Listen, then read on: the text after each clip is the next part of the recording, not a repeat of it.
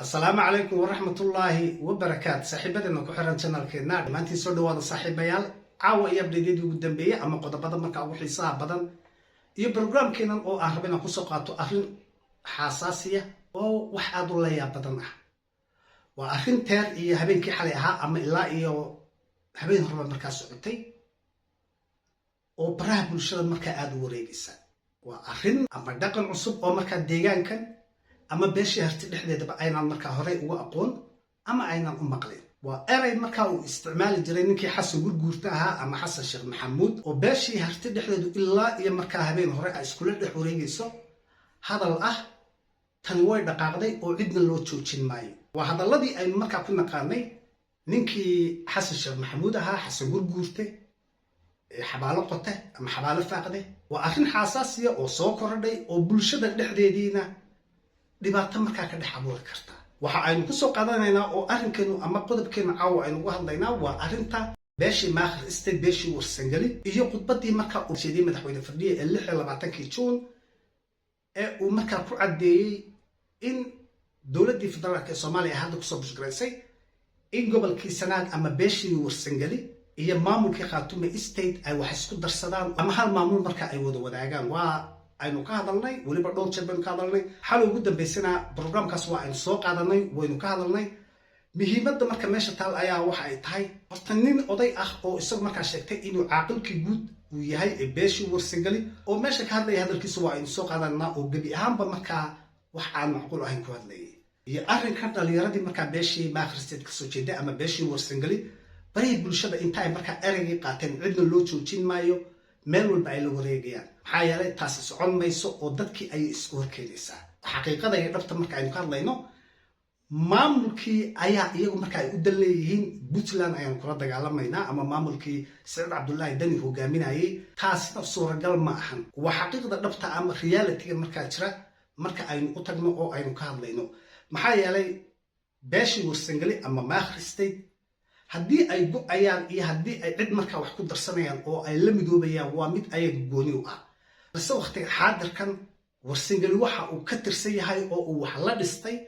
waa Puntland oo 1998 markaa ay samaysteen kana qayb ahaayeen haddii markaa maanta ay ka baxayaan iyo haddii ay ka mid ahaanayaan iyo haddii ay markaa maamulkii Khaatume state ka mid noqonayaan waa mid ayaga markaa go'aankoodii ay taas jirto oo looga fadhiyo waana tan hadda markaa madaxweyne fadhiye dhahay waxaanu samaynaynaa shirweyne la isugu imanayo waxaa lagama maarmaan ah oo cid walba u cad Khaatume waxay u baahan tahay deegaan ku soo biira deegaankaasi gobolka Banaadir kama imaanayo deegaankaasi meesha kaliya ka imaan karo waa dawladda Puntland waxaa muuqata lagana leexleexanaya in Khaatume iyo Puntland ay wada hadlaan in reer Khaatume ay ku qanciyaan reer Puntland in ay deegaamo ka mid ah Puntland ku soo biiraan Khaatume si loo helo dawlad buuxda balse meeshii waxa ka horeysa maamulkii Puntland ee ay ka mid ahaayeen oo hadda ay baarlamaankii ayagu hogaaminayaan wasiirro ku leeyihiin wax walba oo dawladdii qaybtoodii markaa hadda ay kala haystaan suuragal ma noqonaysa markaa cidna loo joojin maayo oo tani way dhaqaaqday cidna loo joojin maayo mid suuragalisa maahan haddii wax la samaynayo ama tallaabo la qaadayna maxay markaa tahay waa in iyadoo wanaag ah oo walaaltinimo iyo tolnimo iyo wax walba ay meeshii taallo maamulkii Khaatume state iyo maamulkii Puntland markaa ay wada hadlaan waa in ay fadhi wada yeeshaan maamulkii maakhir state ama beeshii maakhir state waa in ay meesha iyaduna fadhigaan goobjoog ka tahay oo go'aankeeduna markaa uu shaqaynayo farfar ku taag ama cidna loo joojin maayo taasi marka macnaheedu waxay noqonaysaa yacni waa dagaal toosa iyo dadkii shicibka ahaa ama dadkii ehelka ahaa ee wada dhashay oo la raba in markaa la iska hor keeno wax qurux badanna maahan bal waxaan rabaa qodobkeena inaan ku bilaabano ama isla aragno ninkan odayga ah ee isagu markaa sheegtay inuu kasoo jeedo beeshii warsangali ama uu warsangaliba markaa matalayo ama caaqilkoodii guudba uu markaa yahay oo hadal nin weyn ku hadlo aan markaa ahayn ama waxa uu meesha la soo istaagay bal ninkan odayga ah ay soo dhageysano maamulka SSC estas Sanaag laba ah ma jirto asaad waa Sanaag oo Sanaagna laba maaha maamulka la ikhtilaafay bay Sanaag ka mid tahay cid kasta oo reer Sanaag ah tareenkaas uu dhaqaaqay oo waxa dhici doona shirweynihii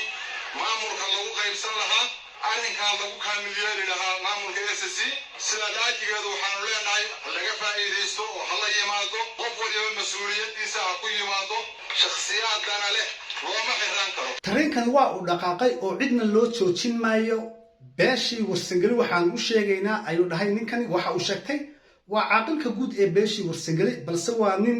dulli ah oo in cid markaa wax laga sheego ama runta loo sheego. suldaankii guud ee beeshii warsangeli, suldaan siciid, suldaan cabdisalaam, ayaanu ka ogolaan weynay in uu reerkii markaa lugooyo ku sameeyo. isagoo marka caaqilkii guud sheeganaya ee beeshii warsangeli ayaa waxa uu ku leeyahay arrinkan wuu soo dhammaaday oo shirweyne ayaa laysugu imanayaa. tareenkanna wuu dhaqaaqay oo cidna loo joojin maayo. bal haddii aynu markaa tiisa marka dabagalnaba, maamulkii khaatume state markii la dhisanayay warsangeli miyuu ka mid noqday? wax miyuu ka samaystay? wax miyuu ku lahaa? waa maya. dastuurka cusub ee hadda ay samaysteen markii la dhahayay suga oo halaysu yimaado way diideen oo waa uu samaystay. weliba firdhiya ayaa diiday. odaygan marka hadda koofiyadda wata ee dhaandhaanka ah, meeshii uu danta reerkiisa ka talin lahaa ayaa waxa uu ku leeyahay shakhsiyaad loo joojin maayo oo tareenkan waa u dhaqaaqay. tareenkan waa u dhaqaaqay, cidna markaa loo joojin maayo. waa sheekadii xasan gurguurte xabaalo qota uu markaa ku qaraaban jiray. war beeshii warsangeli go-aanka ay wax ku qaadanayaan ama ay wax ku samaysanayaan ama ay cirka ku aadayaan waa mid ayaga ka soo go'a. shalay ayaa dowladda marka aad ka mid noqon lahayd, marka uu leeyahay SSC magaca sanaag waa beeshii warsangeli. shalay markii maamulka la dhisayay warsangeli miyaa loogu martiqaaday? miyaa loo wacay? waa maya. hal askari ama hal wasiir ama hal baarlamaan miyay ku leeyihiin maamulkii khaatume state? waa maya. marka hore muxuu uga hadli waayey taas oo magacooda la sheeganayay? maxaa yeelay mar walba beesha harti waxa uu go-aankoodu ahaa beeshii khaatume state ama beeshii dhulbaate maamulkoodu ha dhaqaaqo oo ha hagaago. taasna ayaan laga wada hadlay. maanta ayaa marka inta uu reerkiisii kusoo kala qabtay ayaa waxa uu leeyahay cidna loo joojin maayo oo tareenkan waa u dhaqaaqay, shirka waa laysugu yimaadaa. cidna loo joojin maayo marka ma shaqaynayso. odaygaano kaloo cadaqaatiina beeshii warsangeli go-aankeeda ma laha. beesha warsangeli waa beel ballaaran, dhulkeed ballaaran yahay. haddii ay cid wax la qaybsanayaanna waa go-aankoodu mid iyagu markaa ay leeyihiin. haddii waxaynu ognahay puntland ayay ka tirsan yihiin. haddii ay go-aan ku qaataan inay kasoo baxaan waa well and good. mar walba warsangeli iyo dhulbahanta isku dan ayay ahaayeen oo dad wax wada wadaaga oo mar walba isu baahan ayaa ay yihiin. balse maamulkii khaatume state marnaba uma sheegin warsangeli inay kasoo qayb galaan oo ay wax la qaybsadaan. foostadan marka maanta xasan gurguurta uu riixayo ee dadkii markaa loo sheegay in la dardargeliyo, yacni hadallada ay wadaan ee ah cidna loo joojin maayo, tareenkani waa uu dhaqaaqay, dee iyaguna cidna markaa ma matalayaan oo dadkii ayay rabaan inay marin habaabiyaan iyagoo danahooda gaarka ah wata. taas cidna markaa ka yeeli mayso.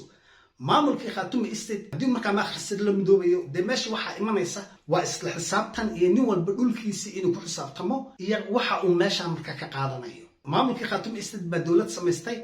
beeshii warsangelina kama mid ahayn. maantana idinkoo duuduuban yimaada. dastuurkii shalay la sameeyeyna tala kumaadan yeelan iyo waxa la isku maamulayo. dee dadku cawaan maahan. odayaasha markaa noocaas oo kale xumaan iyo dadka in la isku diro ma ogiyo wanaag kama shaqaynayaan. hadalka ayagu waxay isleeyihin waxaad ku xumaynaysaa siciid cabdullaahi dani, balse siciid cabdullaahi dani iyo beeshii warsangeli iyo maamulkii puntland wax wada qayb iyo dowlad ayaa ka dhexeeya. hadday kala tegayaan oo marka ay khaatume state ku beerayaanna waa mid markaa ay raalli ka noqonayso maamulkii puntland. khaatume state iyo puntlandna ay wada fariisanayaan, labadii dhinacna ay markaa la wada hadlayaan ma akhristay. go-aankoodu wuxuu yahayna end of the day iyagu markaa uu kasoo go-ayo. hadallada dilqaafka ah ee xanafta leh ee dadkii isku diraya in ay xumaan abuuraan oo beeshii hartay isku diraan ma ogiye wanaag ma soo wadaan. waana foostada uu markaa xasan sheekh maxamuud soo riixay. taasna annaka ayaaban kama yeelayn iyo inta igu markaa igu mowqifka ah. maxaa yeelay waa anoo aaminsan mowqifkii maamulkii khaatume state, balse aanan marnaba ogolayn harti dhexdeeda foosta lagu soo riixay oo la isku dirayo oo xumaan dadkii markaa la raba in lagu kala geeyo. ninkii taa diyaar marka u ah iyo reerkii in la iska hor keeno oo dadka ay xumaan ku kala tagaanna dee isagaa markaa cirka roobka wax u hagaagaya ma jirto. hawshaan marka odayaasha lacagta soo qaatay keligood ma wadaan, balse axmed foodcadoo kale ayaa ka mid a isaguna oo wada oo arrinkan aaminsan oo habeen horena markaa taagnaa yacni shaqaldheer usoo dirsaday oo la rabay ciyaalkii beeshii warsangeli ama dhalinyartoodii in ay al-shabaab layso. isagu markaa u kaambeygaraynaya uu rabay in xamar la geeyo ama dhulkii xasan sheekh maxamuud iyo meelihii ay deganaayeen beeshiisu in lagu laayo oo shabaab ku baabiiso. bal isagana hadalkiisa aynu soo dhegaysano. wararkii ugu dambeeyey yaa ka xaal marayo isu guurka iyo xuraanka siyaasadda bariga bartamaha afrika. waxa weeye gobolkii sanaaga ahaa dowladda federaalku wax way awood dowladeed ku yeelatay. waxaana rabaa inay ka dabageeyo horta hawshii waa isku dhantay hawshii muddada 2 sano soo wadnay oo ahayd dhismaha maamulka waqooyi ugu awood badan ee gobolada Sool iyo Sanaag Highland iyo Cayn insha Allah intaasi meeshii u faa'iido baasa wufuudda shirweynaha labada bilood waxaa ka horeeya wufuudda gobolka Sanaag tigray qadiyadu way fiican tahay haddii dadku go'aankoodu marka uu wada socdo oo ay wax wada qabsanayaan balse nimayow suuragal ma ahan Foosto Xasan Sheekh Maxamuud soo riixay beeshii harti in markaa lagu baabi'iyo oo la dhaho maamulkii Puntland ayaanu gabi ahaanba markaa duminaynaa caqli ma ahan caqliga wanaagsan ee caafimaadka qaba waxa uu noqonayaa Puntland oo dhisan oo u soo kacda in markaa beeshii Warsangeli iyo beeshii Dhulbahanta ay midoobaan oo hal maamul dhistaan oo iyaguna markaa ay garab galaan oo walaaltinimo iyo wanaag wax lagu wada dhisto oo labadii maamul oo walaali markaa isgarab taagan yihiin nimayo waa caqli gal taasi oo way shaqaynaysaa waa laba maamul oo walaalo ah oo waliba uu marka beesha Warsangeli la midoobayso maamulkii Khaatume State Puntland ay markaa soo horkacayso oo labadii maamulba oo maamulkii Khaatume State iyo beesha Warsangeliba ay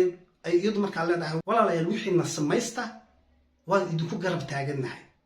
balse haddii wanaagii laga tago oo xumaan iyo bari bulshada hadalla noocaasa iyo xumaanta lala soo wareegayo dee reerkii harti in lagu baabi'iyo baa loogu soo talagalay waana Foosto Xasan Sheekh Maxamuud soo riixay nin walba oo ka soo qaatayna waa nin lacag soo qaatay xaqiiqiyan anu sida aan aaminsanahay marka xumaanta iyo waxa la raadinayaa wanaag ma keenayso harti laba maamul waa leeyihiin oo waa Puntland iyo waa Khaatume State in wanaag wax lagu sameeyo oo wax lagu hagaajiyo moogii aydan iyo aflagaadadan iyo hawshaan socotaa mid wanaag keenaysa ma aha marka inta aan waxaana dhibaato aba la samayn ma wanaaga laga raaco ma dhankii wanaaga wax lagu feeriyo ilaa wanaagaas ay wax walba markaa ku hagaagayaan balse Xasan Sheekh Maxamuud baa soo diray oo cidna loo joojin maayo iyo tareenkan waa u dhaqaaqay habartiina waa dhaqaaqday ay markaa noqonaysaa nin walba oo xumaan raba inuu dadkii kala dilo ama reerka hartiya walaalaha ninkii markaa ugu talagalay in uu kala dilo oo uu dagaal iyo dhibaato dhex keeno taasi ma shaqaynayso oo wax la diidan yahay cid walbana ay ka soo jeedo balse maamulkii Khaatume State beeshii Warsangeli inay ku biirto oo wax la qaybsato waa wax wanaagsan jidka loo marayo ee markaa wax lagu samaynayaana waa in uu ahaadaa jid xalaala oo wanaagsan balse jid qiyaamo ah oo aflagaada iyo cay iyo Xasan Sheekh Maxamuud tareenkii waa u dhaqaaqay cidna loo joojin maayo taasi socon mayso ee dadka la isku dirayo hal la joojiyo hawlaha shaqo ka qabtay ee kala badan oo xogada Soomaaliya ka tirsan horta arrinta ciidanku iyaduna waa gudi jira meel fiican bay maris ciidanka gobolka Hareey waxay Facebook waa ku min Facebook waa ku shabaq September buugaaya hadda waxaan faacado noloshii hawrana xogada Soomaaliya 2500 afraad ka bisha ka qaata geesaakay gurada oo dhan $70 ee halkii aan ku garanay halkii $70 jiray iyo $60 way jiray iyo garaamkii way akhriisatay waa munaafaqada socota ee ninkii Xasan Gurgurtaha uu lacagta ku soo bixiyay oo dadkan uu markaa beenta u sheegayo beeshii Warsangelina markaa la rabo in la lugooyo waa uu shaqaynaya wuxuu rabana uu dhahaya balse waxa rabaa inaan xasuusiyo dadka uu hadda beenta u sheegay leeyahay mushahar baa la idin bilaabaya war dhowr bilood ka hor wiil ka soo jeeda beeshii Warsangeli oo dawladii Maxamed Cabdullaahi Farmaajo markaa la geeyay wadanka Qatar oo bayloodnimo baranayay qof walba waa xasuustaa oo maalintii markaa ay qalan jabiyeen oo biladaha la siinayay intii markaa ciidan meesha joogay ee bayloodada baranaysay ninkii number 1 ka galay buu ahaa oo wadamo badan markaa tababarka ay qaadanayeen macal including Qatar laftigooda ayaa meesha joogay oo amiirkoodii ayaa markaa xitaa bilada bixinayay wiilkii Soomaaliyeed ee markaa number 1 ka galay bayloodnimada ciidamada dagaalka wuxuu ahaa wiil ka soo jeeda beeshii Warsangeli Xasan Sheekh Maxamuud ayaa taagnaa isaga iyo staafkiisii ama dadkii markaa xogayaha u ahaa ama xogayntii Xasan Sheekh markiiba wiilka magaciisa ayuu bedelay nin kale oo abgaalo meesha jooga ayaa magaciisa lagu bedelay waxa laga duulayaa nin ka soo jeeda beeshii Daarood oo waliba beeshii Harti ah inuu number 1 galo oo uu magacaas qaato ayaa lagu ordayay markii Soomaalida qaylisay oo bari bulshada arrinkii la keenay iyo cadayntii wiilkii number 1 markaa qalar ku galay ayaa fila Soomaaliya page-koodii iyo TV-ga qaranka Soomaaliya page-koodii iyo wixii dhan ayay markaa muddo kadib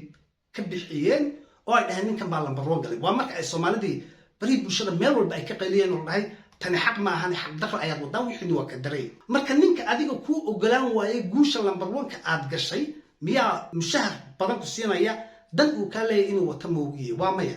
xasan gurgurta waa tuug waxa la shaqaystana waa tuugo qofka wax la wada oo tuugnimada uu kula dhaqmana waa qof aan xalaal markaa ku dhalan oo ugu talagalay dadkii isagu ka dhashay iyo deegaankiisii in uu lugooyo ninka askar soo tababaranaysa lambar 1 ka dagaalamayay oo xasan sheekh maxamuud dhahay ninka bedelo nin abgaal ku bedela